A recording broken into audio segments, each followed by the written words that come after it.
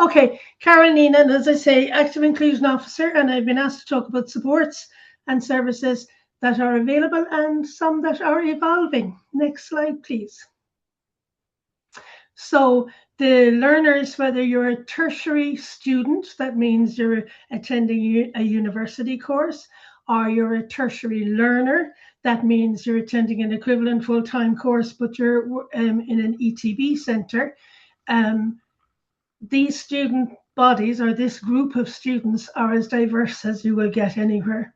And statistics, if you follow them, will show that about 17% of them have either physical difficulties, medical conditions, learning difficulties, other neurodiverse profiles, and an awful lot have different levels of mental health needs. Maybe they have experienced trauma, maybe they have an anxiety disorder that's not just feeling nervous giving presentations in a classroom situation, but way more serious anxiety levels that encompass everything. Anyway, not laboring on any of that. You know all of that yourselves. The common denominator, or the thing that all these people have in common, is that they can register with the Disability Support Service on their campus and they can have their needs assessed. So the needs assessment process or protocol can vary regardless of the centre that you're in, but it usually starts with a form. So maybe you'll get that form emailed out to you. Maybe you will finish off having submitted that form, you will have an appointment with the DSS staff member to finish off your registration, or maybe you will from the get-go be sitting in front of a DSS staff member filling out that form and doing the whole thing in one fell swoop. Either way, the purpose of the form is to gather information about what you have had before you arrived on this campus that you're on right now, or maybe you didn't have any supports before. Maybe this is the very first time that you were asking for extra help, etc. And the form and the process will look for documentation. So let's say you are type 1 diabetic. It will look for a letter from a doctor verifying that you are a type 1 diabetic. Or if you're ADHD profiled, it will look for a diagnostic report verifying that you are ADHD profiled. In order to, can I say before I go any further that all of this information is kept really, really confidentially.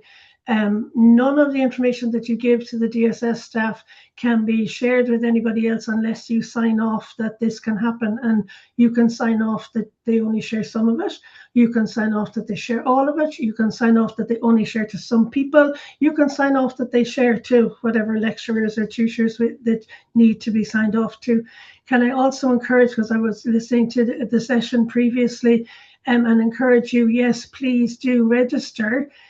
Even if you never take up the supports that are available, because the supports are all the time evolving, and you might, when you register, realize that there's something there that you didn't know existed before. So can we have the next slide, please? Cool. So I'm not going to go through all the different examination accommodations that people can have, because I think people are fairly familiar with them. There's a couple listed on the screen there. But at this point, I'd like to verify and remind people that accommodations can be, exam accommodations in particular, can be provided all through the year, or you can go to your DSS officer at any time in the year. And sometimes it's because of emergency situations. Maybe you break your leg and you need to have your leg elevated during your 2 or 3 hour exams. Maybe you've dislocated your shoulder and working on a bigger table during your exams where you could rest that painful arm might be just to help. Or maybe you've dislocated your shoulder and it's your writing arm that's affected, so you might need a scribe. Or maybe you just got diagnosed with something in the last couple of weeks and your exams are coming up and you're not sure whether you might need accommodations or not just now.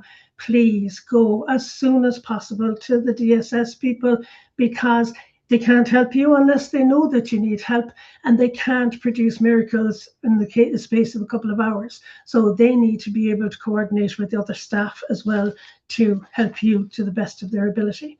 The kind of accommodations that you can get are, once you've registered, are academic learning support. So this might be one-to-one sessions with people learning about study skills or how to write a decent assignment, or they might be small group sessions.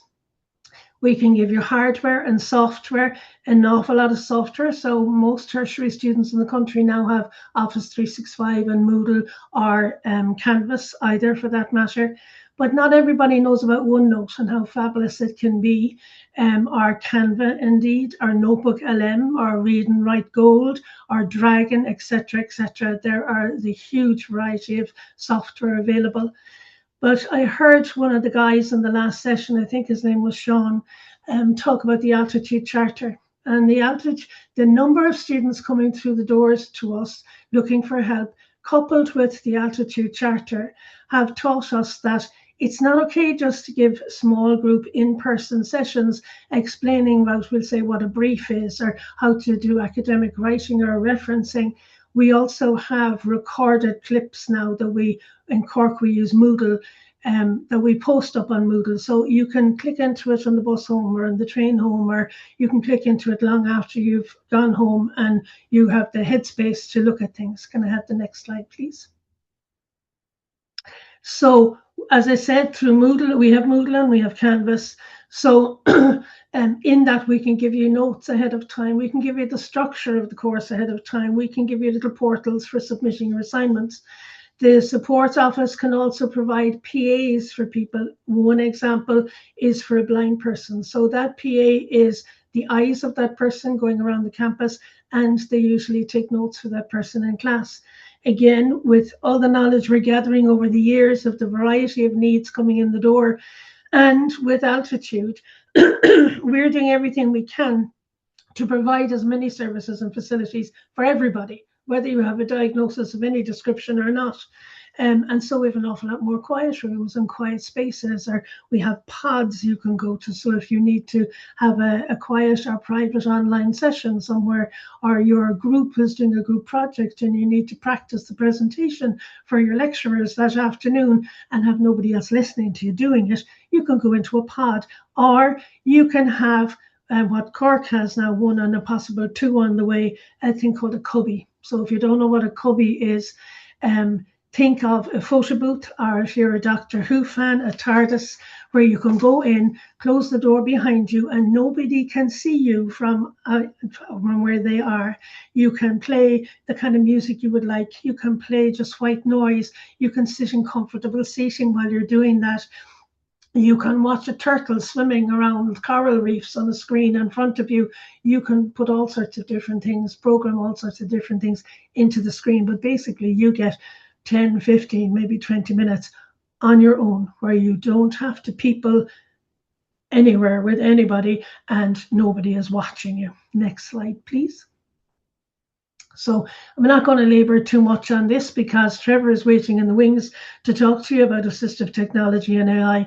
But in all of our ETB centres and in all of the universities, there are people who can help learners and students to navigate all this new technology. Next slide, please.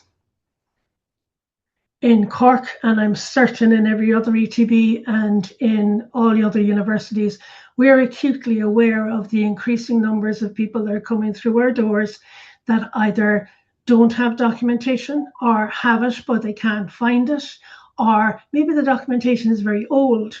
But we don't have an extra number of staff to deal with this demand, and we don't have an extra number of hours in the day to do so. So Cork UTB have invested in two new tools. One is called the Swift, and it is a computerized system where you put on a set of headphones and you sit in front of a computer, and it guides you through 5 tasks. It tests 5 skills. They're written there on the slide in front of you, the same 5 skills for everybody. And after 45 minutes, the computer generates your scores and puts them in a color-coded system, as you can see on the slide. Can I have the next slide, please? Once we have that color-coded system, we can provide more in-depth support for people with what our second new toy, which is the Woodcock-Johnson 5. So we've always had the Woodcock-Johnson 4, which allowed our teachers to assess 11 different skills. And those skills are now increased to 40. So the Woodcock-Johnson 5 is a computerized system, as you can see, using a laptop and a tablet for the people who are assessing. And there are now 40 skills that the teachers can use to assess. So we can get a really, really good picture of just what level of difficulty you're having in whatever particular area was flagged as either a yellow weather warning, which is a light touch, an orange weather warning, which is a kind of a medium level support, and red weather warning, which is high intensity support.